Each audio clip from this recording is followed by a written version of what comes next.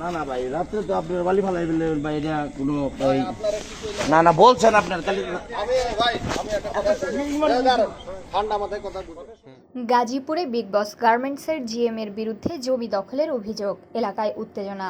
বিস্তারিত থাকছে কোনাবাড়ি বাসন গাজীপুর থেকে ফারুক আহমেদের প্রতিবেদনে। গাজীপুর মহানগরীর কাশিমপুর মেট্রো থানাধীন লতিফপুর এলাকায় সাধারণ মানুষের পৈতৃক জমি জোরপূর্বক দখলের অভিযোগ উঠেছে বিগ বস নামক একটি তৈরি পোশাক কারখানার জেনারেল ম্যানেজার গৌরবের বিরুদ্ধে। রাতের অন্ধকারে ট্রাক দিয়ে বালু ভরাট করে এই দখলের ঘটনায় স্থানীয়দের মধ্যে তীব্র ক্ষোভ ও উত্তেজনা বিরাজ করছে। ভুক্তভোগীদের মধ্যে অন্যতম স্থানীয় বাসিন্দা মোহাম্মদ আব্দুল মজিদ, বয়স 55। তিনি জানান, লতিফপুর মৌজার কারখানায় সীমান্ত সংলগ্ন তার পৈতৃক সূত্রের প্রায় 12% আবাদি জমি রাত্রে না করে মনে করেন যে আমরা বাবা, তুমি আবার ভিডিও করছো কেন? ভিডিও কল লাগবে না, কথা হইতেছে, ভিডিও কল লাগবে না তো, ভাইয়ের সাথে কথা হইতেছে তো। গত 3 দিন ধরে রাতের আধারে বালু দিয়ে ভরাট করে ফেলেছে কারখানা কর্তৃপক্ষ।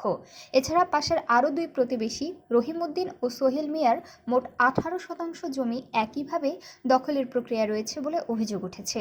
সব মিলিয়ে প্রায় 30% নিচু জমি টার্গেট করে এই অবৈধ বালু ভরাট কার্যক্রম চালাচ্ছে জিএম গৌরব ও তার সিন্ডিকেট। স্থানীয় সূত্রে জানা গেছে, কারখানা কর্তৃপক্ষ দীর্ঘদিন ধরেই এই নিচু জমিগুলো নামমাত্র মূল্যে কিনে নিতে চেয়ে আসছিল, কিন্তু জমির মালিকরা তাতে রাজি না হওয়ায় কৌশল বদলে রাতের অন্ধকারকে বেছে নিয়েছে তারা।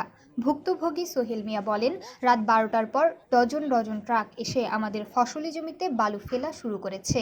আমরা বাধা দিতে গেলে জিএম গৌরবের পালিত ক্যাডার বাহিনী আমাদের প্রাণনাশের হুমকি দেয় এবং মিথ্যা মামলায় ফাঁসানোর ভয় দেখায়। সরজমিনে লতিফপুর এলাকায় গিয়ে দেখা যায়, কারখানার দেয়াল সংলগ্ন নিচু এলাকাগুলো দ্রুত গতিতে বালু দিয়ে সমান করা হচ্ছে।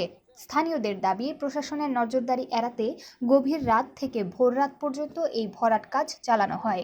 সাংবাদিকরা এ বিষয়ে কারখানার ভিতরে গিয়ে কথা বলতে চাইলে নিরাপত্তা কর্মীরা প্রধান ফটকেই বাধা প্রদান করেন এবং জিএম গৌরব বর্তমানে কারখানায় নেই বলে জানিয়ে দেন। এ বিষয়ে কাশিমপুর মেট্রো থানার ভারপ্রাপ্ত কর্মকর্তার সাথে যোগাযোগ করা হলে তিনি জানান, লতিফপুর এলাকায় জমি নিয়ে উত্তেজনার খবর তারা পেয়েছেন, তবে এখন পর্যন্ত কোনো লিখিত অভিযোগ জমা পড়েনি। সুনির্দিষ্ট অভিযোগ পেলে এবং জমির বৈধ কাগজপত্র যাচাই করে দ্রুত আইনি ব্যবস্থা গ্রহণ করা হবে। জমি দখলের ঘটনায় ভুক্তভোগী পরিবারগুলো বর্তমানে চরম নিরাপত্তাহীনতায় ভুগছেন। তারা দ্রুত জেলা প্রশাসক ও ঊর্ধ্বতন পুলিশ প্রশাসনের হস্তক্ষেপ কামনা করেছেন।